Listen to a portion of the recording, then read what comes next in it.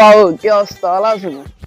দাদি করে দে বুঝলাম না যে জিএনের নাম ধরো ভাই আর ভুলে গেছে ভাই, মুখে দিয়ে ভুলে আর গেছে কিলে বলে বারে বাকি তোর হমান জানি ভাই, আর ভুলে গেছে ভাই, আর মাফ করে দেন ভাই। ভাই দাবি জিএনের ভাতামি নাম ধর বেড়া তোর সমস্যা কি ভাই আইন ভাই চা খান ভাই। না চা খাইতে না তুই আর আরে ভাই, রাত তোর বাইরে তোর কি করছিস তুই জিএনের ভাতামি করছিস ভাই আর ভুলে গেছে ভাই, আর মাফ করে দেন ভাই।